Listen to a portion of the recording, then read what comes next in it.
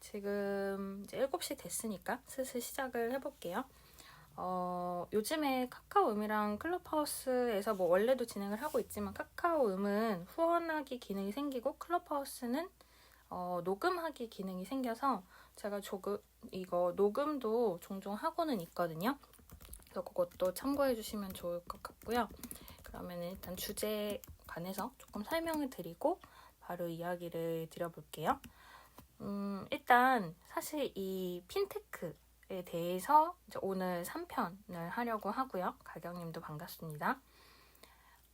핀테크 자체를 사실 지난주에는 2편을 했어요. 그리고 그 전에는 이제 1편도 예전에 했었죠. 근데 아무래도 이 양이 좀 방대한 부분이 있다 보니까 막상 이제 첫 회에는 개념에 대한 이야기를 위주로 드렸고 그다음에 2편에서는 기업들에 대한 좀 이야기를 드렸어요. 그래서 오늘은 조금 더 전반적인 트렌드, 스타트업으로서 어떻게 진행이 되고 있고 어떤 변화가 있었는지에 대해서 조금 자세히 이야기를 드려보려고 하고 있고요. 그래서 이제 늘 그렇듯이 좀 취지 먼저 설명을 드리고 나서 목차 이야기 드리고 좀 순서대로 이야기 드려볼게요. 혹시 들으시다가 좀 궁금하신 부분들이나 뭐 이런 거에 대해서도 좀 이야기를 추후에 나눠보자 등등 어떤 생각하시는 점들이 있으면 그런 것도 오픈 채팅방에 남겨주시면 좋을 것 같은데요. 오픈 채팅 같은 경우에 클럽하우스는 저한테 메시지 남겨주시면 제가 오픈 채팅방 링크를 안내드리고 있고요. 그 다음에 카카오음 같은 경우에는 확산기 버튼이나 제 프로필 통해서 들어오시면 될 것 같습니다. 그래서 이 핀테크 관련한 내용인데 일단 취지 먼저 이야기 드리면 조금 전에 이야기 드린 것처럼 9월 초에 1탄을 진행을 했었고요. 그리고 이제 뭐 어떤 개념이라든지 어떤 식으로 이런 핀테크라는 개념이 생기게 됐는지 등장 배경이나 전망이나 이제 그런 거를 얘기해 드리면서 토스나 그 다음에 은행이나 금융기관들에 대해서도 좀 이야기를 드렸었어요. 특히 정부에 의해서 여러 가지 규제도 물론이지만 제도가 점차 정비가 되어가는 과정도 2018년 전후 그때 이제 가상화폐를 기점으로 여러 가지 이야기가 있었기 때문에 그런 거에 대해서 좀 이야기 드렸었고 2탄에서는 이제 페이 있죠. 페이나 뱅킹에 대해서 좀 이야기 드렸었는데요. 예를 들어서 뭐 카카오페이나 당근페이, 그다음에 삼성페이나 애플페이도 이야기 드리고 잠깐의 비교를 위해서 알리페이 같은 중국의 이제 결제 얘기도 좀 등장을 했었고요. 뱅킹 같은 경우에도 뭐 모바일 뱅킹뿐만 아니라 여러 가지 서비스나 어플리케이션이 있지만 특히 자산 관리를 위한 플랫폼 중에 뱅크샐러드도 예시로 있는데 그런 뱅크샐러드 같은 경우에 부동산으로도 진출을 하는 것이 있어서 그런 내용에 대해서도 좀 이야기를 드렸었어요. 그리고 이제 말씀드린 것처럼 그런 부분들을 포함해서 사실 제가 2편에서도 이게 뭐 핀테크가 이렇다 보다 그 안에 도사리고 있는 여러 가지 비즈니스 모델에 대해서 이야기를 하거나 생각해 볼 수 있으면 좋다 하는 취지에서 이야기를 드렸다 하는 거를 이야기를 드렸었는데 그런 것처럼 뭐 블록체인이라든지요. 아니면은 핀테크라는 단어가 많이 등장을 하지만 사실 그게 막 어려운 내용보다는 우리가 실생활에서 접하는 것들이고 그리고 그 안에서 굉장히 뭐 여러 가지 수수료나 뭐 플랫폼이나 혹은 이런 금융에 관련된 것도 구독으로 많이 움직이는 점들이 있는 것도 있어서 그런 것도 뭐 만약에 여러분들이 마케팅 업무를 하시든 아니면 기획 업무나 개발 업무를 하시든 여러모로 좀 연결해서 생각할 수 있지 않을까 하는 부분들이 있어요. 그래서 그런 단순히 핀테크라는 세 글자보다는 그런 식으로 그 뒤에 도사리고 있는 여러 가지 트렌드나 비즈니스에 대해서 좀 이야기를 드리면 꼭 같은 서비스가 아니더라도 기획을 하시거나 아니면 새로운 사업이나 사이드 프로젝트나 여러 가지 구상을 하실 때 좀 도움이 되지 않을까 해서 이제 그런 얘기를 위주로 드리고 있어요. 그래서 오늘 이제 목차 같은 경우에는 1편이랑 2편에서 했던 이야기들을 간단하게 먼저 이야기를 드리고요. 그리고 나서 이제 한 중반부부터는 일단 요즘에 핀테크 주춤하는 거 아닐까? 뭐 조금 어려운 거 아닐까? 내년부터 어려워지지 않을까? 이런 내용의 기사들도 좀 나오고 있는데 그런 트렌드에 대해서 먼저 살짝 좀 이야기를 드리고 나서 일본의 핀테크 시장은 또 다르다 이런 이야기도 점점 분석 자료가 나오고 있어요. 그래서 사실 한국이 일본보다 IT가 훨씬 앞서가 있는데 이런 기사들이 나오는 이유, 그리고 또 한편으로는 K 핀테크가 강세다. 예, 뭐든지 요즘 K가 많이 붙죠. 그러면 K 핀테크에 대해서 좀 이야기를 드리려고 하고요. 그리고 이제 글로벌한 여러 핀테크라는 관점이나 기업에 대해서 트렌드라든지 아니면은 이제 사실은 이따 중간에 이야기 드리겠지만 기존에는 원래 금융을 하던 기업들이 이룬 핀테크 서비스 이런 것들이 좀 먼저 처음엔 주목을 받다가 요즘에는 여러분도 아시겠지만 뭐 페이스북이나 아마존이나 구글이나 이런 원래부터 큰 규모의 기업들이 금융 쪽으로 진출을 하고 있기 때문에 이런 것도 트렌드의 차원에서는 이야기를 좀 드릴 수 있을 것 같아요. 그래서 그런 내용을 좀 이야기를 드리고 나서 아까 이제 초반에 이야기 드렸던 것처럼 투자 상황이라든지 아니면은 핀테크의 투자 현황. 근데 사실 투자라는 것도 뭐 금액이 어떻다 보다는 이런 쪽으로 투자 전반적인 흐름이 움직이고 있다는 거는 결국 비즈니스적으로 뭔가 조금씩 더 변화가 있다는 걸 의미하는 거기 때문에 그런 이야기를 드리는 거랑 그 다음에 이제 후반부에는 예전에 1편에서 조금 언급드리긴 했었는데요. 메타버스에 대한 이야기도 조금 드리려고 해요. 이제 핀테크랑 메타버스에 대해서도 언급은 드렸었지만 아무래도 또 요즘 메타버스가 워낙 강세인 점에서 어떤 식으로 연결이 되는지 그런 걸 얘기 드리고 만약에 뭐 늘 그렇지만 그럼에도 불구하고 혹시 시간이 만약에 여유가 된다면 그 이제 중국이나 인도 같이 핀테크 자체가 또 급격히 변화하는 이제 해외 트렌드들이 있어요. 그래서 그거를 만약에 시간이 되면 이야기를 드리고 싶고 하지만 한편으로는 혹시 또 시간이 안 되면 이제 그거는 다른 트렌드나 다른 세션이랑 같이 엮어서 진행을 하게 될 것 같아요. 그래서 이제 좀 목차에 대해서 얘기를 드렸고요. 그러면은 예전 이야기로 들어가서 살짝 이제 이번에는 1, 2편을 그렇게 자세히는 소개를 안 하고 그냥 어떤 내용이 있었는지를 먼저 얘기 드리고 나서 그리고 나서 좀 오늘 새로운 목차에 대해서 이야기를 드려볼게요.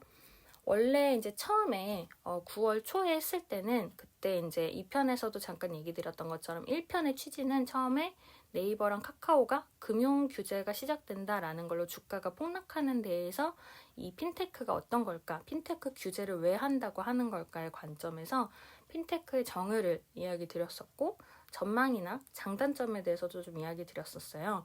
특히 뭐 이제 제가 몇 번 설명드렸듯이 한 10몇 년이라는 핀테크라는 단어의 역사도 물론이지만 실리콘밸리를 기점으로 워낙 많은 단어들이 들어오고 있고 지난주에 설명드렸던 크로스테크나 혹은 엑스테크라고도 표현을 하는데 그런 이제 여러 가지 테크들 중에 핀테크라는 게 어떤 식으로 들어오고 인지가 됐는지 그리고 아까 언급드린 금융 규제라는 핀테크에 대한 어떤 디지털 시장이나 디지털 화폐나 이런 것들에 대해서 정부도 관심을 갖게 되면서 그런 지원 사업이 늘어난 게 한 2018년 정도 전에 있었다 하는 이야기를 드렸었고요. 그리고 이제 1편에서는 이제 이런 어떤 개념적인 부분들이 전반부였고 후반부는 한국을 리드하는 핀테크 기업들이라고 해서 제가 오픈 채팅방에도 링크는 몇 번 올렸었는데 뭐 가상화폐를 포함하는 핀테크 관련 기업들을 많이 올렸어요. 근데 이 핀테크 얘기할 때 가상화폐 얘기를 암호화폐 얘기를 이제 지난번에도 하긴 했지만 그 구분을 하실 때 이렇게 생각하시면 될 것 같아요. 업비트나 업비트는 두나무에서 만든 서비스지만 업비트나 빗선처럼 직접 가상화폐나 암호화폐를 다루는 서비스 기업이 있고요. 근데 가상화폐가 아닌 기업이라고 하면 토스나 카카오페이, 카카오뱅크 이런 쪽을 떠올리시면 될 것 같거든요.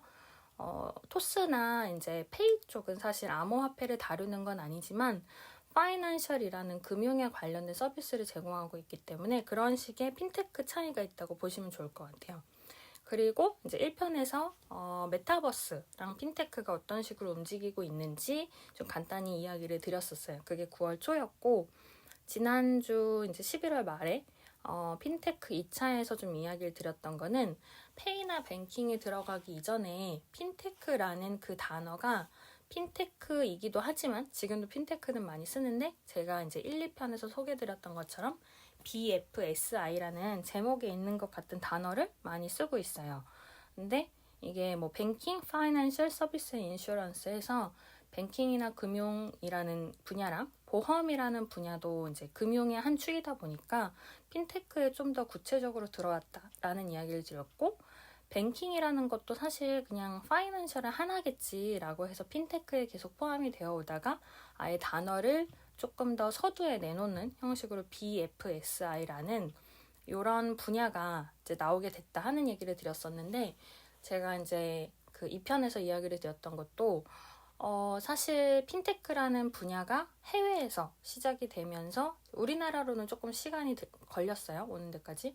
근데 어쨌든 그래도 초반에는 암호화폐나 가상화폐가 우리의 삶을 바꿔줄 것이다 라는 개념이 이제 많이 등장을 했고 핀테크라고 하면 전부는 아니지만 어쨌든 암호화폐를 많이 바라봤죠. 그래서 이 이제 규제가 생기기 전에 한 2016년, 2017년 이때에는 그냥 일단 블록체인 혹은 암호화폐 합니다라는 소규모의 스타트업들이 굉장히 많이 생겼었어요. 지금 거의 다 사라졌지만.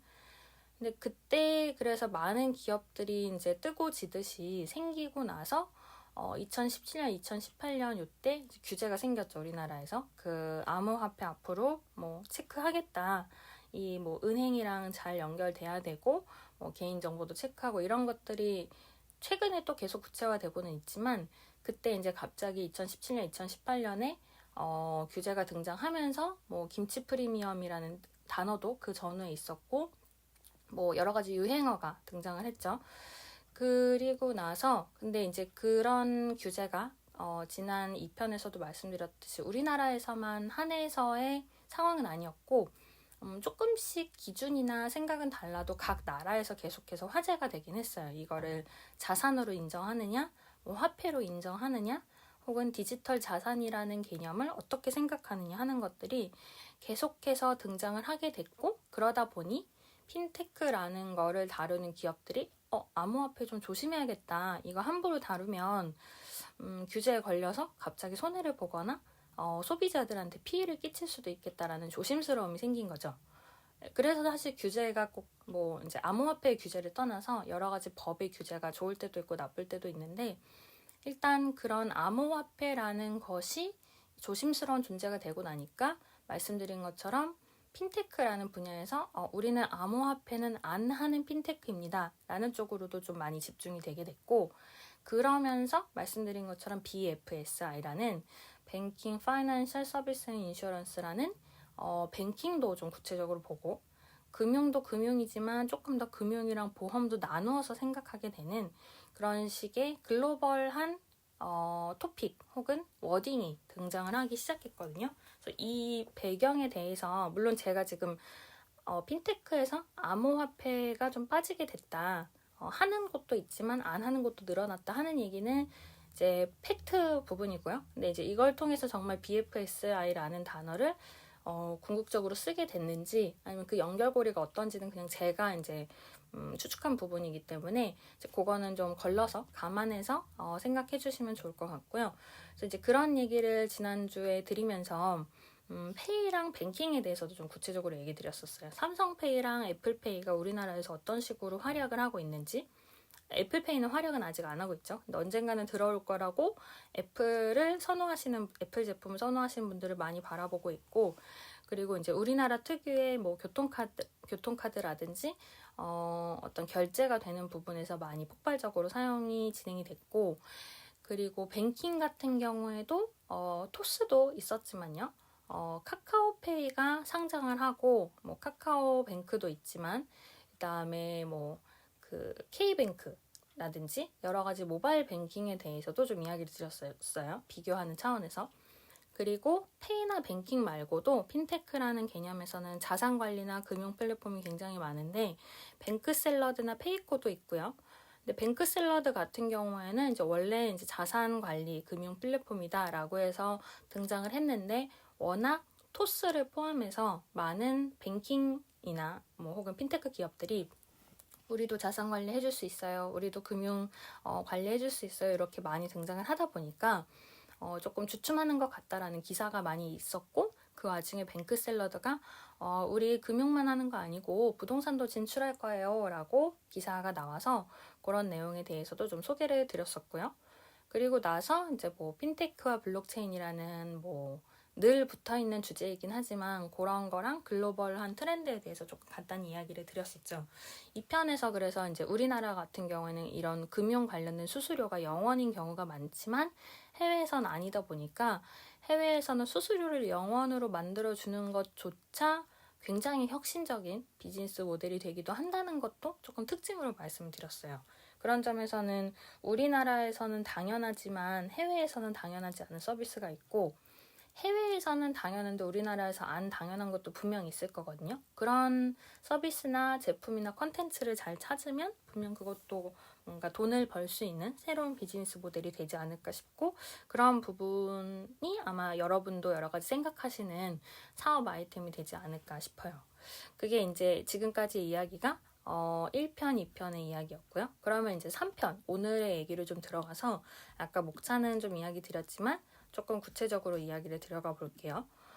제가 이제 아까 요즘 핀테크가 내년에 어찌 될지 좀 조심스럽다, 주춤한다 하는 이야기가 기사로 많이 나오고 있다라는 얘기를 드렸는데, 그런 이야기가 많이 나오고 있어요. 그래서 금융 당국에서도 뭐 지원하는 혁신 금융 서비스라고 지정을 해서 그 다음에 지원을 하는 사업들이 있는데, 그것도 2019년에는 77건이었는데 2021년에는 줄고 줄어서 이제 2020년에 60건이었다가 2021년에도 좀 줄고 있고 2022년에도 그래서 좀 줄어들 것 같다라는 얘기가 좀 나오고 있어요.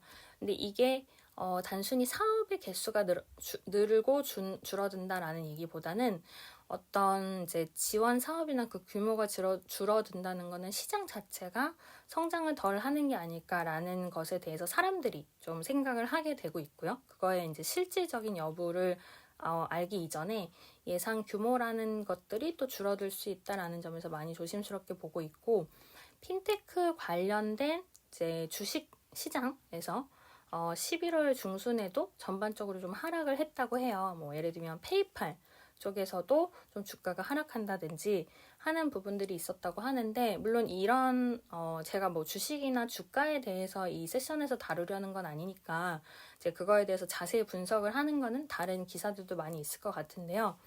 만약에 좀 원인이나 이런 트렌드를 생각해 본다면 페이팔도 워낙 핀테크로 유명하죠. 뭐 원래 결제를 하던 것들은 다 핀테크로 들어가니까요. 근데 아무래도 이제 원래 코로나 이후에는 대부분의 핀테크가 굉장히 성황을 했어요. 현금으로 결제하던 것들이 거의 다 온라인, 모바일로 들어가기 시작했고, 특히 해외로 여행을 할 수 없다 보니까 해외 결제를 대신 해주는 이런 페이팔이나 아니면 우리나라에서는 아직 적용을 안 하고 있지만 스프라이트라든지 여러 가지 그런 관련 기업들이 워낙 많고요. 그다음에 마스터카드나 비자카드처럼 카드 회사를 운영하는 해외 회사들도, 해외 기업들도 워낙 이제 코로나로 인해서 성황이 됐다, 호황이 됐다라고들 많이 분석을 했었어요, 작년부터. 근데 이제 다만 여기에 대해서 뭐 기사에 나온 건 아니지만 좀 다른 지인들이랑 얘기를 하다 보면은 코로나로 인해서 분명 이런 카드사를 포함한 결제나 뭐 핀테크가 굉장히 부상을 하게는 됐으면서도 이게 어떤 서비스가 새로 나왔기 때문에 사람들이 그루를 움직인 게 아니라 코로나로 인해서 어떤 소비 패턴이 오프라인에서 온라인으로 왔을 뿐 그게 점점 다시 또 성장하고 이런 서비스가 생긴 게 아니다 보니까 그게 실은 좀 어떤 한계를 준 게 아닐까라는 이야기를 이제 저도 좀 지인들이랑 했던 적이 있었거든요.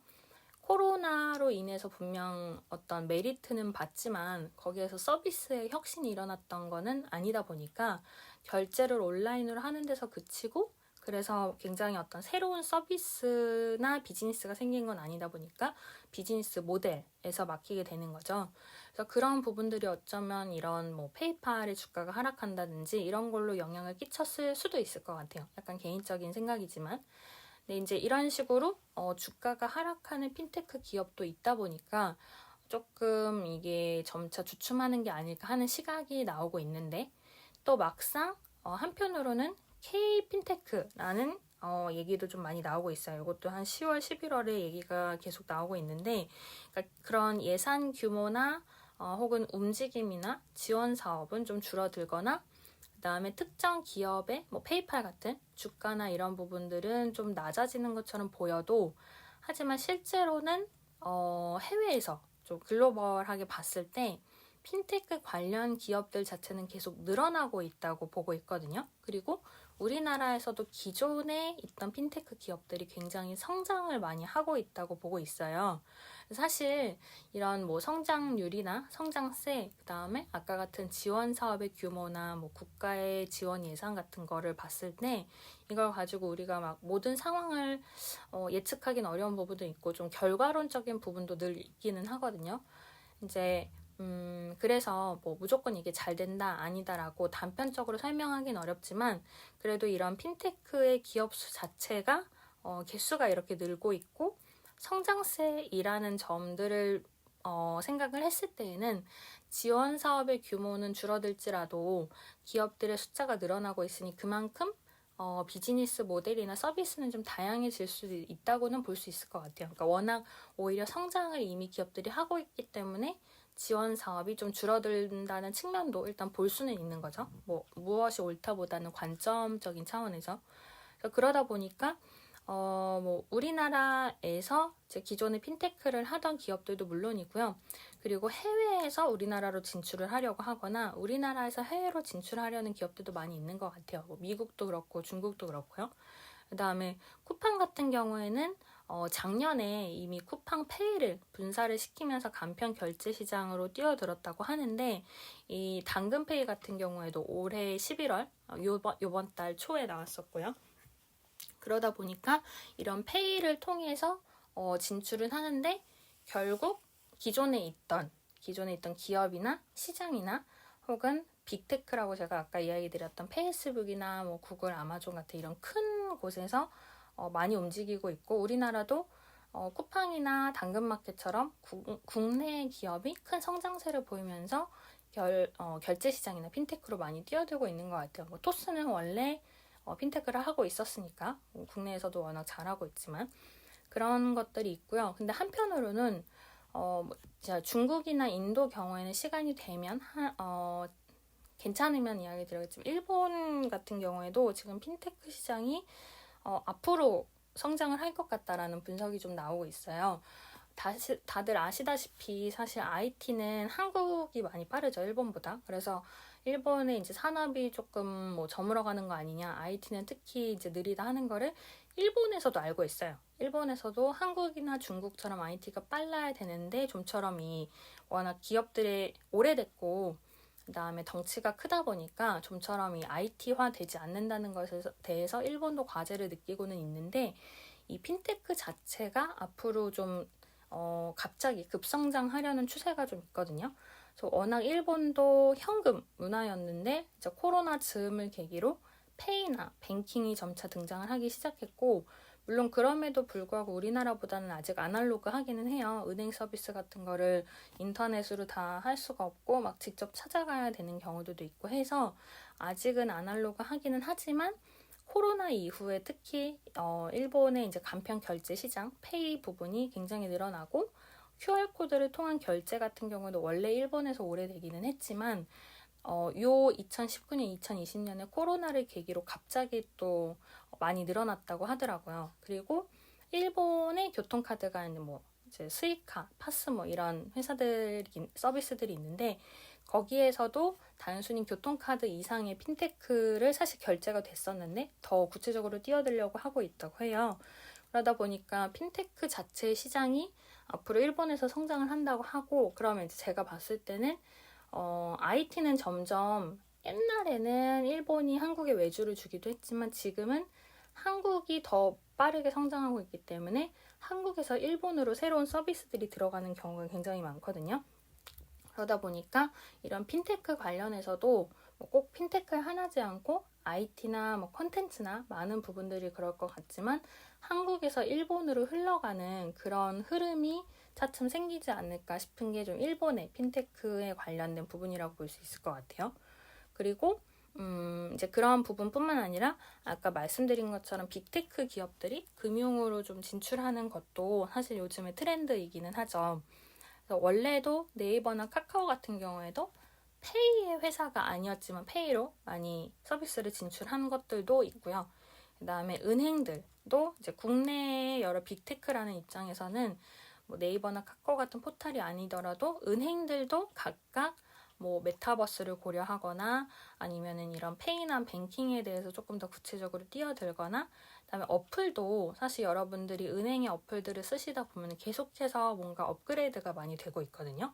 초창기에 은행들 어플이랑 지금 어플을 보면은 굉장히 많은 부분이 변화를 했고 실시간성이면서 서비스들도 늘어나고 특히 요즘에는 은행들이 이제 우리 은행에서 네 자산 관리 다 해줄게 라는 쪽에 좀 자산 관리나 금융 플랫폼에 욕심을 내다 보니까 우리 카드 혹은 우리 회사, 우리 기업, 우리 서비스 걸로 다른 은행도 전부 연결하면 한 번에 보여줄 수 있어. 이런 서비스를 많이 하는 거 여러분도 느끼실 거예요. 뭔가 계좌 연결하시면 뭐 포인트 드립니다. 이걸 토스도 많이 하고 각 카드사나 은행 어플에서도 많이 하는데 이제 그런 부분들이 우리나라에서 이루어지는 것처럼 해외에서도 애플, 아마존, 구글, 페이스북을 기점으로 대부분의 글로벌한 빅테크, 이제 빅테크라고 해서 커다란 기술을 갖고 있는 기업들이 금융 쪽으로 많이 들어가고 있어요. 그래서 제가 지난 편에서 애플페이 같은 경우에도 단순히 기존에 하던 애플페이를 좀 더 넘어서서 우리나라에서는 아직 안 하니까 좀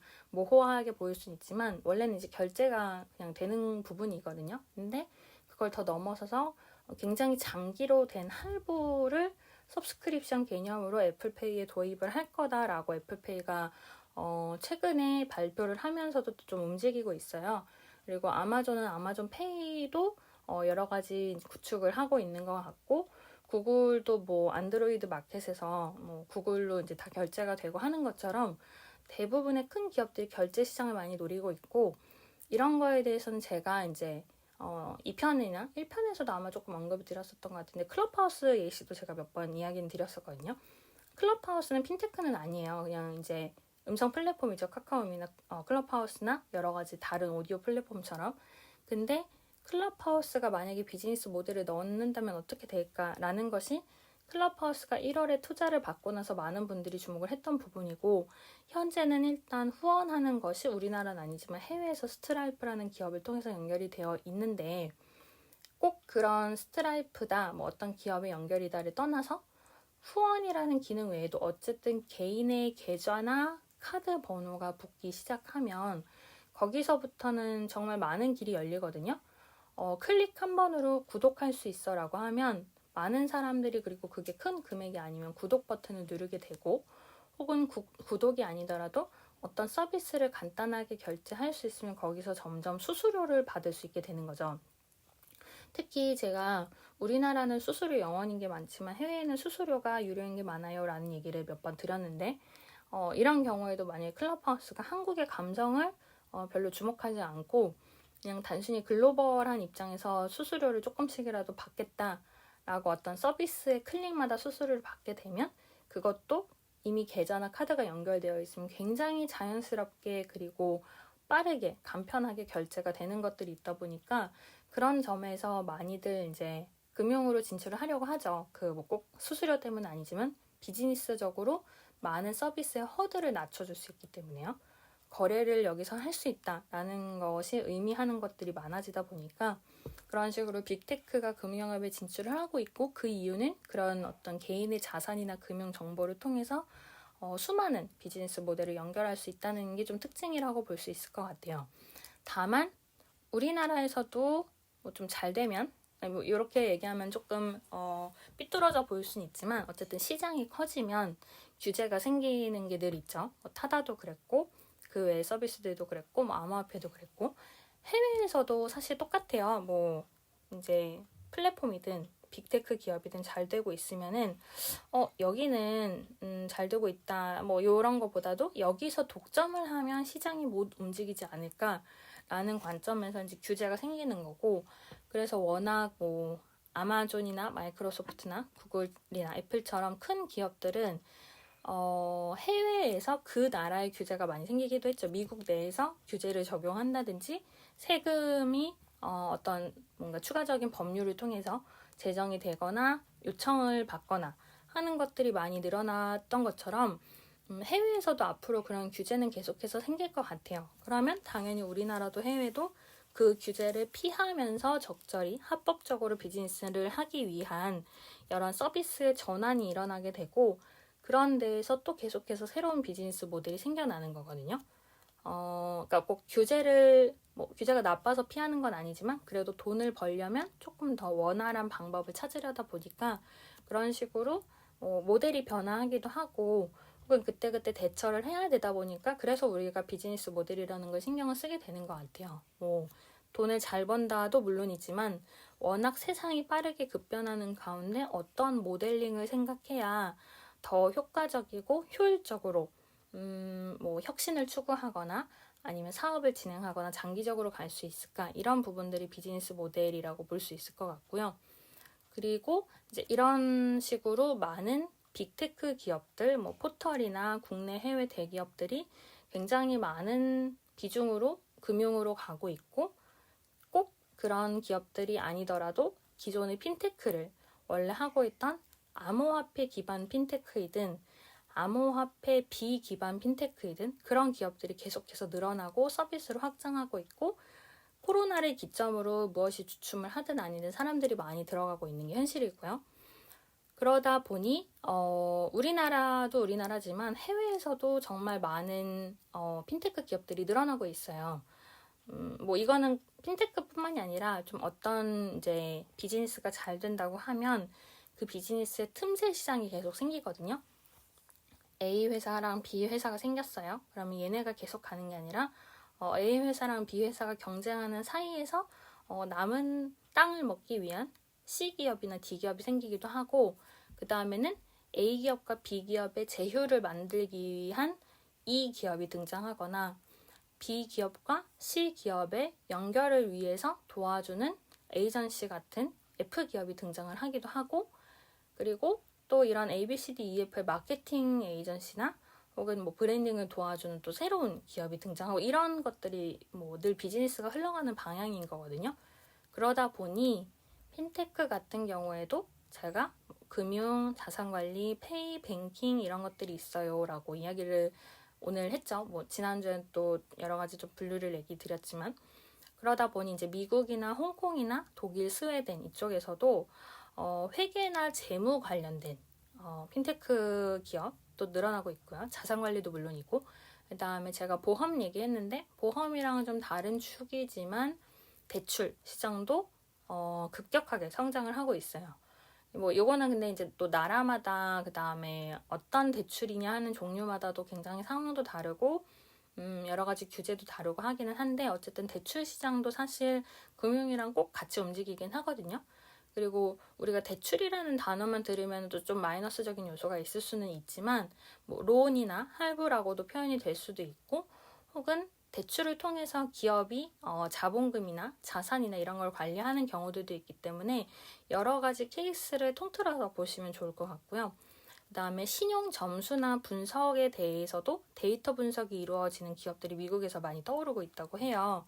그래서 원래도 한 2, 3년 전에 그런 얘기가 있었죠. 미국에서 앞으로는 개인의 SNS를 통해서 신용 점수를 분석을 하겠다라는 이야기가 예전에 있었고, 그런 거에 대해서 많이들 궁금해하신 분들이나 이거 좀 윤리적으로 문제가 있는 거 아닐까? SNS에 말 잘못 썼다고 그게 금융이랑 연결이 될까? 이런 부분들도 이제 많이 우려를 했고, 실제로는 어떤 식으로 데이터 분석이 이루어지고 있는지 막 공개되어 있지는 않아요. 어떤 식으로 진행이 되고 있는지조차.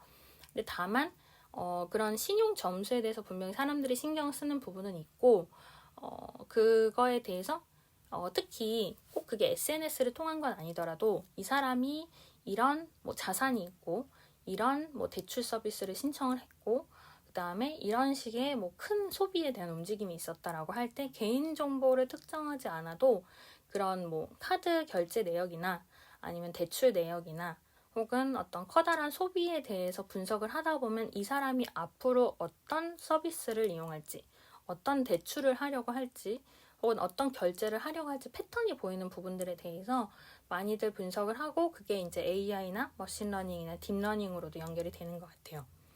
그리고 뭐 금융 서비스 자체도 있지만 자동화로 어떻게 연결이 될지, 아니면 금융에서 그런 통장이나 계좌를 연결해서 금액을 뭐 자동 결제나 자동 구독이든 어떻게 해서 금액을 서비스에서 갖고 있을 때 이걸로 뭘 살 수 있는지, 그런 거를 연결하는 것도 커머스랑 좀 연결이 많이 되는 것 같고요. 그 외에도 뭐 부동산, 아까 제가 뱅크샐러드 이야기 드린 것처럼 부동산에 관련된 금융으로 연결을 시킨다든지, 그 다음에 암호화, 자동화 이런 것들에 대해서도 해외 기업들이 굉장히 많이 진출을 하고 있다고 해요. 그래서 우리나라도 워낙 IT가 빠르긴 하지만 이제는 뭐 미국이나 유럽도 점점 그런 인터넷 속도라든지 아니면 이런 기업들의 성장 속도가 많이 빨라지고 있다 보니까, 제가 아까 K-핀테크라는 어떤 단어도 등장했다 이야기를 드리긴 했지만 또 그만큼 뭐 중국, 미국, 해외 이런 데서도 많이 움직이고 있는 게 지금 핀테크의 사정이라고 보실 수 있을 것 같고요. 그리고 제가 뭐 구체적인 숫자를 이야기 드린 건 아니지만 우리나라의 기업들이 뭐 몇백억 원 단위로, 혹은 이제 대출 비교 플랫폼이라는 핀다 같은 기업 같은 경우에는 누적 대출 승인이 이미 400조 원을 돌파했다 이런 식으로, 투자랑은 또 별개로 이런 사람들의 금융이나 금액 규모가 굉장히 커지는 기업들이 많이 있는 것처럼 해외에서도 그 누적 투자라든지 아니면 누적 사용이라든지 이런 금융의 규모가 굉장히 커지고 있어요. 그래서 그만큼 앞으로의 투자도 더 활발해질 수밖에 없죠. 그 수많은 사람들의 금융이 연결되어 있는 만큼 거기에서 가능성을 많이 보기도 하고, 그런 사실 이 기업이 얼마만큼 소비자의 돈을 끌어올 수 있나, 꼭 구매로 이어지지 않더라도 보관을 할 수 있나, 은행처럼 그런 부분이 이런 핀테크 기업이 투자를 받는 주요한 요소이다 보니까 그런 트렌드로서 금융 플랫폼, 뭐 자산 플랫폼, 대출 관리 플랫폼, 대출 비교 플랫폼, 보험, 혹은 이제 이런 신용에 대한 신용 점수 분석이라든지 이런 것들이 계속해서 늘어나고 있는 추세인 것 같아요. 그리고 제가 이제 이런 세션에서 미처 소개해드리지 못하는 워낙 신규 스타트업들도 너무 많고, 이제 그것도 사실 하나하나 소개하고 분석을 하면 끝이 없을 것 같은데, 그런 식으로 많은 페이, 뱅킹, 핀테크, 모바일 이런 기업들이 늘어나고 있는 것에 대해서 여러분도 많이 공감을 하실 것 같아요. 물론 그런 이제 기업들 리스트도 몇 번 오픈 채팅방에 올리긴 했었는데, 근데 이제 이런 어떤 전반적인 트렌드가 있고, 좀 후반부에서는 이런 트렌드를 가지고 그러면은 우리가 어떤 식으로 좀 분석을 하거나 생각해 볼 수 있을까에 대해서도 좀 이야기를 제가 드릴 수 있을 것 같은데, 일단은 이제 핀테크랑 블록체인이라는 연결고리도 뭐 2편, 1편에서도 소개를 했듯이 이 부분은 앞으로도 좀 주목은 해야 될 것 같아요. 제가 핀테크에 대해서 뭐 이런 기업들이 지금 진행이 되고 있고 이런 게 유행을 하고 있어요 라는 이야기를 드렸죠, 지금. 근데 그리고 해외에서도 이렇게 진행이 되고 있다고는 하지만 결국 근데 아까 이야기 드린 것처럼 가상화폐나 암호화폐라는 시장이 어떻게 될지는 정답은 없거든요. 지금 뭐 규제가 들어가고 또 자산으로 어떻게 하고 과세를 하고 뭐 이런 것들이 계속해서 나오고 있지만, 어느 날 갑자기 디지털 화폐는 자산이 아니다라고 여러 나라들이 결론을 지을 수도 있는 거고, 결국은 이렇게 뭐 규제가 어떻다 하다가 그냥 그 좀 비율이나 생각하는 방법이나 기술이 다를 뿐 결국 같은 화폐지라고 결론이 날 수도 있어요. 근데 이런 것들에 대해서 암호화폐도 물론이고 꼭 암호화폐가 아니더라도 예전에 언급드렸던 것처럼 뭐 스마트 컨트랙트 해서 스마트 계약이라든지, 아니면은 이 금융 서비스의 개인 정보를 최대한 보호하고 안전하게 하기 위해서 여러 가지 기술적인 연결고리나 차원으로 블록체인이 분명히 이런 핀테크랑 깊은 연결이 있을 거다라는 것에 대해서 많은 분들이 분석을 했고, 그거에 대해서 좀 소개를 하기도 했었는데요. 물론 이 블록체인은 아직은 보안적으로 완벽히 안전하다고 보기에는 앞으로 좀 헤쳐나가야 될, 극복해야 될 부분들이 있다라는 것도 좀 이야기는 드렸지만, 그래도 결국은 금융이나 자산 관리 플랫폼이라든지 이런 어떤 소유에 대한 거를 블록체인에 기록하자는 좀 움직임도 많이 있거든요. 사실 뭐 며칠 있다가 얘기 드리겠지만 NFT도 제가 몇 번 소개를 드렸었는데 세션에서 NFT는 코인은 아니지만 이 토큰의 개념으로 어떤 증명서, 소유를 증명한다.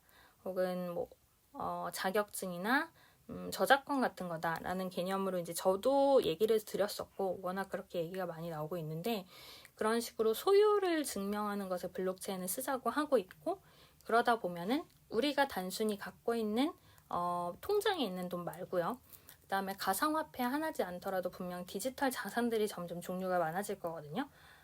코인뿐만 아니라 뭐 포인트라든지 아니면 인터넷에서 발생하는 여러 가지 금액으로 환산될 수 있는 것들에 대해서 결국은 그 소유를 내 거라고 증명을 하는 시대가 결국 올 텐데 그때에는 그 돈들의 이름을 쓸 수 있는 것도 아니고 통장에서 그대로 인출할 수도 있는 것도 아니고 웹사이트들이나 인터넷상에서 존재를 하다 보니 거기에 개인 키를 발급해서 그런 블록체인의 개념으로 소유권을 증명할 수 있는 것도 언젠가 등장은 할 수 있거든요. 약간 저의 개인적인 소견도 조금 섞여 있어요.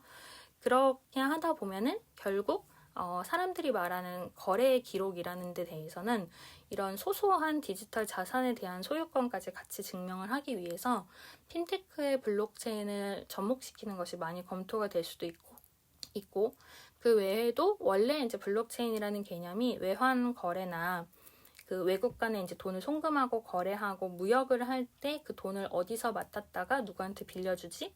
라는 개념에서 이제 블록체인이라는 예시를 많이 사례로 얘기를 하는 경우가 있는데 그런 것처럼 무역이나 계약에서도 블록체인은 계속 등장을 할 거기 때문에 핀테크랑 블록체인은 꼭 접점이 있는 거라고 막 100% 그럴 순 없지만 많은 곳에서 접점의 가능성이 있고 그런 부분들이 앞으로도 계속해서 늘어나지 않을까 싶어요. 그래서 이제 블록체인은 핀테크를 얘기할 때 항상 제가 이렇게 얘기 드리는 것처럼 메인 이슈라고 보기보다는 암호화폐 얘기로 가면 당연히 메인 이슈지만 암호화폐가 아닌 경우에도 블록체인과의 연결 가능성은 늘 이제 가늠이 될 수밖에 없는 주제인 것 같고요. 하지만 이제 아까 이야기 드렸던 것처럼 암호화폐 기반의 핀테크가 있고 암호화폐 비기반의 핀테크가 있다 보니까 그런 거는 좀 분리해서 생각을 해야 되는 것 같아요. 그리고 뭐 2018년 정도에 이제 뭐 여러 가지 규제도 생기면서 지원 사업도 늘어났다 하는 거를 얘기 드리긴 했지만 어쨌든 그런 식으로 계속해서 이제 정부도 주목을 하고 개개인 일반 소비자들도 사실 계속해서 주목을 하고 있죠. 예전보다 훨씬 모바일 뱅킹도 많이 쓰고 어플도 다운로드해서 사용을 하고 있다 보니까 그런 서비스의 변화에 점점 민감해지는 부분은 있는 것 같고요. 그리고 뭐 AI라는 개념도 뭐 최근에 등장한 게 아니라 사실은 굉장히 오래된 뭐 정말 수십 년 전부터 영화가 있을 정도로 AI라는 개념이 있었고 거기서 이제 기술이 계속 연구가 되어 왔다 보니까 이런 핀테크에 대해서도 AI를 활용하고 블록체인을 활용하고 빅데이터를 활용해서 점점 핀테크 기술이 고도화될 거다라는 인식이나 분석은 계속해서 늘어나고 있는 것 같아요. 그리고 이런 투자, 그러니까 핀테크에 투자하는 거 말고도 핀테크라는 기업으로서 어떤 투자에 대한 관점을 많이 모아서 보여주는 것도 늘어나고 있는데 이게 이 편에서 글로벌한 이제 해외 핀테크 기업들이 좀 소개를 드릴 때 언급을 드렸던 것처럼 스타트업들의 투자 정보나 이런 거를 모아서 금융적으로 혹은 이런 금융 외에도 여러 가지 금액에 대한 관리라든지 규모를 어떤 식으로 해석할 수 있는지를 모아서 보여주는 어플이나 서비스들도 많이 늘어나고 있거든요. 근데 물론 이제 이런 식으로 많은 서비스가 계속해서 등장을 할 거고 특히 근데 뭐 한국도 물론이고요. 일본은 좀 주춤은 하지만 그래도 핀테크 시장이 늘어날 거라고는 하고 그다음에 오늘 다 설명을 드릴 수 있을지 모르겠지만 중국이나 인도 같은 경우에도 2019년부터 이미 좀 아시아에서 핀테크를 리드하고 있다라는 기사들도 많이 등장을 하고 있어요. 사실 이게 우리가 핀테크라고 세 글자를 줄여서 얘기를 하거나 제목에 있는 것처럼 BFSI라고 표현은 하지만 그거 외에도 사실 워낙 많은 기존의 서비스를 금융으로 연결하거나 되게 소규모 기업으로 시작을 했지만 결국 그런 틈새 시장을 잘 연결해서 금융에 대한 뭐 블록체인이든 금융에 대한 어떤 에이전시 기능이든 많은 서비스들이 계속해서 나오고 있다 보니까 우리가 기존의 핀테크는 이 정도 성장하겠지라고 어떤 분석가들이 생각했던 것보다는 훨씬 크게 성장을 하고 있는 것 같고, 특히 이런 뭐 카카오뱅크, 뭐 카카오페이, 토스도 비롯해서요. 이런 핀테크 기업들이 기존의 은행들보다 훨씬 몸값이 높다고 해요. 그러니까 이런 데서도 우리가 볼 수 있는 거는 사실은 금융 기업이 전통 기업이고 하고 뭐 은행 이렇게 있으면은 얘네가 계속해서 큰 덩치를 유지할 것 같지만 그게 아니라 새로 나온 핀테크라는 기술을 통해서 기술이나 어떤 개념을 통해서 이 컨셉을 가진 기업들이 훨씬 몸값이 높아지는 거를 벤치마킹을 해본다면 여러분이 만약에 어떤 사이드 프로젝트를 하거나 비즈니스를 새로 만든다, 스타트업을 만든다고 했을 때에도 그게 금융뿐만 아니라 여러 분야에서 분명 전통 기업을 이길 수 있는 부분들이 생기는 거거든요. 그래서 이게 막 사실 원래 우리나라 같은 경우 특히 해외도 그렇지만 금융은 좀처럼 성장을 못할 것이다 라는 시각이 많았어요. 카카오페이, 토스 이런 거 등장할 때만 해도 대부분의 사람들이 그래도 우리나라 금융이 이렇게 보수적이고 한데 과연 그렇게 성장을 할 수 있겠구냐라고 회의적인 시각들이 몇 년 전에 굉장히 많았거든요. 그런 금융 기관들의 규제에 의해서 분명히 막힐 것이다 라고 많이 생각했는데 결국 지금은 전혀 그렇지 않잖아요. 그런 것처럼 뭐 금융도 물론이고 금융처럼 보수적인 시장에서조차 이렇게 결국은 성장을 하고 핀테크라는 곳에서 새로운 기업들이 주목을 받고 각광을 받는 걸 보면은 꼭 핀테크가 아니더라도 여러 가지 비즈니스적인 차원에서 여러분이 뭔가 새로운 서비스 혹은 컨텐츠나 어떤 제품이나 서비스나 비즈니스를 여러 가지 만든다고 했을 때 그것들이 결국 이렇게 활발해질 수 있는 요소가 분명히 있다고 보고요. 물론 이제 제가 뭐 좀 트렌드 얘기를 할 때 IT 위주로 좀 설명을 했기도 하지만 꼭 IT가 아니더라도 성장을 하는 기업들이 많거든요. 그래서 이제 내일 세션 같은 경우에 향수에 대해서 이야기를 하려고 하는데 그러니까 저의 포인트는 그래서 꼭 우리가 IT만 너무 집중하지 않더라도 분명 여러 가지 트렌드의 변화도 있고 IT를 활용을 할 수도 있고 아닐 수도 있지만 그 안에서 새로운 시장은 계속 발굴이 된다는 거를 좀 이야기를 드리고 싶긴 하거든요. 오늘 이야기 드리는 이런 핀테크에 대해서도 핀테크의 개념 컨셉도 뭐 아시는 분들은 당연히 알 거고 뭐 이런 투자가 어땠다, 뭐 누가 상장을 했고 누가 얼마나 지금 뭐 돈이 어떻게 누적이 됐고 뭐 사용자의 사용 누적은 이렇다라는 것들을 뭐 검색하면 나오긴 하는데 그것들의 포인트는 이만큼 큰 금액이 왔다 갔다 하는구나 라기보다는 그렇게 어떤 비즈니스가 잘 되는 것 같으면 큰 기업도 달려들고 혹은 대신에 큰 기업이 달려드는 만큼 큰 기업들이 건들 수 없는 부분에 대해서 스타트업들이 또 많이 등장을 하고 하는 거거든요. 뭐 우리나라에서 근데 약간 그런 얘기는 하죠. 뭐 빵집이 생겼는데 이제 대기업에서 그 옆에 똑같은 걸 지으면 뭐 어떻게 되겠느냐. 이제 이런 데 대해서 뭐 독점 규제나 이런 얘기도 당연히 나오기는 하지만 또 그거랑은 별개로 큰 기업들이 손댈 수 없는 분야들은 분명히 있기 때문에 뭐 여러분이 뭔가 스타트업이나 사이드 프로젝트 구상을 하실 때 꼭 큰 기업이 안 하는 걸 해야 된다보다는 그런 틈새도 찾아볼 수 있고 큰 기업이 하는 걸 해서 뭐 매각이나 엑싯을 하는 경우들도 있겠죠. 그래서 여러 가지 케이스에 대해서는 좀 같이 이야기를 드릴 수 있을 것 같아요. 그리고 이제 트렌드적인 차원에서는 1편이나 2편에서도 말씀드렸던 것처럼 머신러닝이나 빅데이터나 AI나 이런 많은 부분들에 대해서 금융적으로 연결되는 것들이 점점 늘어나고 있고 그 안에서 디지털 화폐, 뭐 디지털 자산 혹은 모바일 뱅크나 디지털에 특화된 서비스나 트렌드가 계속 진행이랄까요? 성장을 하고 있는 부분이 있죠. 발전도 하고 있고 그러다 보니 사실 점점 이게 우리가 뭐 모바일 뱅킹을 쓴다, 뭐 핀테크를 사용을 한다라고 제가 언급은 드리고 있지만 정말 좋은 서비스는 내가 그걸 쓰는지 의식조차 못하고 쓰는 것들이 좋은 서비스일 수 있거든요.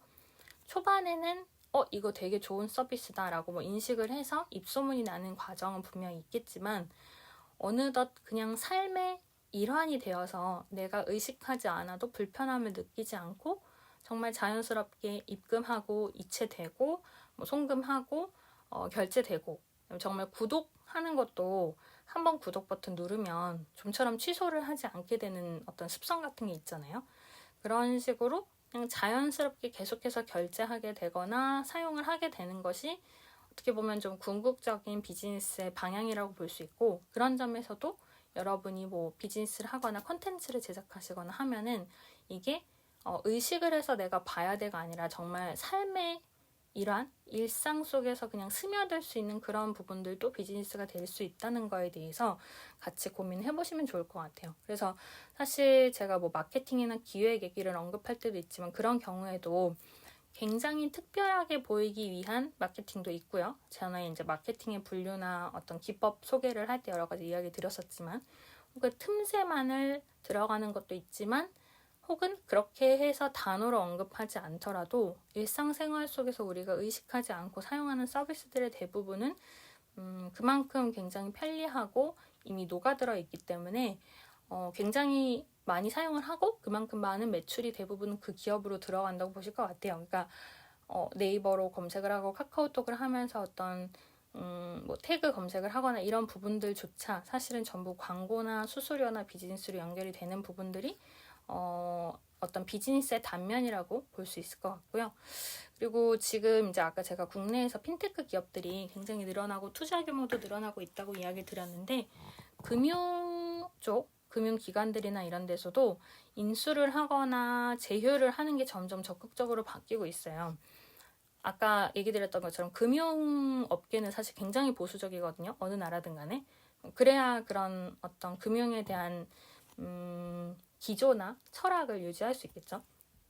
근데 이 시장이 이렇게 워낙 바뀌다 보니까 한국뿐만이 아니라 뭐 호주나 홍콩도 그렇고 일본이나 싱가포르도 그렇고 기존의 금융기관들이 이런 핀테크 기업이랑 일단 같이 살고 봐야겠다. 안 그러면 우리 그냥 망하겠다 하는 어떤 생각들을 점점 하게 돼서 예전보다 좀 협력을 하고 공생을 하려고 많이 움직이고 있고, 그런 게 예전에 플랫폼의 개념을 설명하면서 이야기 드렸던 에코시스템, 같이 공생하는 관계로 시프트 되고 있다고 보실 수 있을 것 같아요. 사실 정말 이런 거 은행 어플이나 은행 기관들이나 이런 데서는 상상도 못 했거든요. 당연히 뭐 신한은행, 우리은행, 뭐 기업은행 이런 데들이 있으면 그 은행들은 계속해서 자기들의 서비스를 유지해 갈 거고 절대 새로운 것은 하지 않을 것이다라고 했는데, 그게 이제 좀 많이 바뀐 게 좀 특징이라고 볼 수 있을 것 같고요. 그래서 혹은 핀테크 기업에 직접 투자를 하는 것도 좀 늘어나고 있어요. 이제 단순히 제휴를 하거나 협조적으로 해야겠다, 혹은 같이 뭔가 에코시스템을 만들어서 공생을 해야겠다 뿐만이 아니라 아예 은행은 이제 제가 예전에 스타트업 투자 유치 관련해서 이야기 드릴 때 기관들도 있고 벤처 투자도 있고, 그리고 근데 사실 가장 큰 축은 은행들에서 이루어지는 투자라고 얘기를 드린 적이 있어요. 그래서 은행이 하는 투자 같은 경우는 거의 대기업에만 하거든요.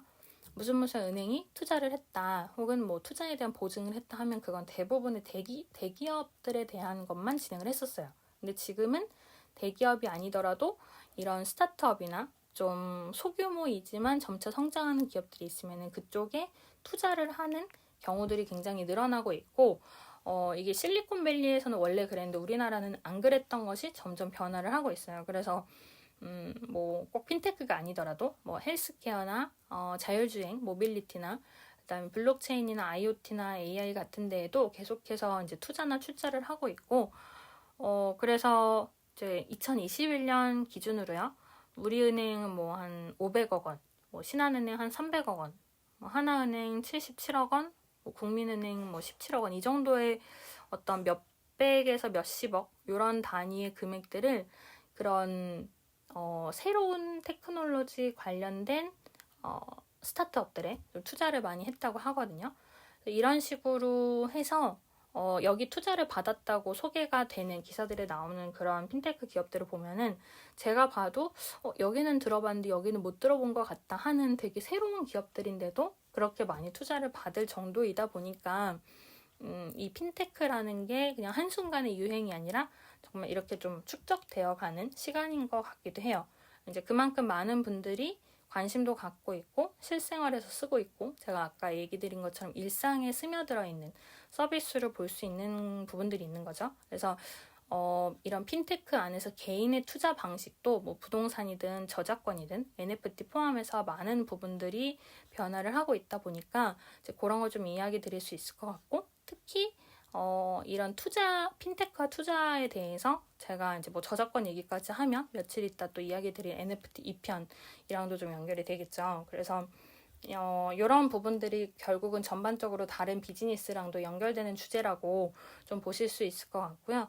시간이 어느 정도 돼서 오늘 이야기 드린 거 한번 쫙 정리는 드릴 건데, 핀테크와 메타버스, 그 다음에 핀테크의 중국 인도 시장은 역시 좀 시간 부족으로 오늘 얘기는 못 드릴 것 같아요. 그래서 이제 다음에 핀테크 세션을 또 하게 되면 거기에서 좀 그런 해외 시장의 구체적인 핀테크 트렌드에 대해서 좀 이야기를 드리면 좋지 않을까 싶어요. 메타버스랑 연결고리는 전에도 좀 메타버스 세션에서도 얘기를 드리긴 했었긴 한데, 그래도 좀 그것도 좀 별도로 생각을 해야 될 것 같은데요. 일단 오늘 이야기 드린 거는 제목에 있는 것처럼 핀테크의 3편에 대해서 이야기 드렸는데, 1편이나 2편보다는 조금 더 트렌드에 집중을 해서 이야기를 드린 세션이었거든요.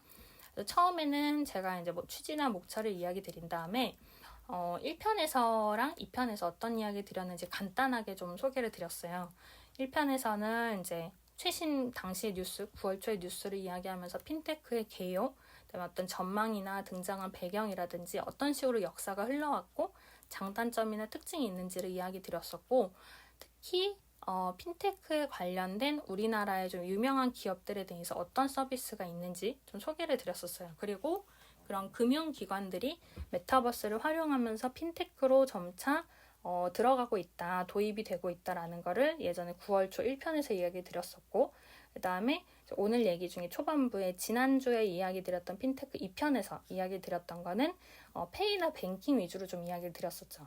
일단은 핀테크가 왜 암호화폐에서 발을 점점 빼기 시작을 했고, 그게 결국 블록체인이나 핀테크라는 단어에 어떤 영향을 끼쳤는지를 좀 지난 편에서 좀 깊이 이야기를 드렸었고, 그러면서 이야기 드린 것처럼 페이, 뭐 삼성페이, 애플페이나 당근페이 같은 혹은 카카오페이의 상장도 포함해서 여러 가지 페이에 관련된 뉴스를 이야기 드렸었고, 자산 관리나 금융 플랫폼에 대해서는 뱅크샐러드 페이코 언급을 드리면서 뱅크샐러드가 금융뿐만이 아니라 부동산에도 진출하겠다는 포부를 보였다는 그런 점에서 어떤 메타버스라든지 핀테크가 어떤 식으로 연결되는지 그런 전반적인 트렌드에 대해서도 좀 이야기를 드렸었어요.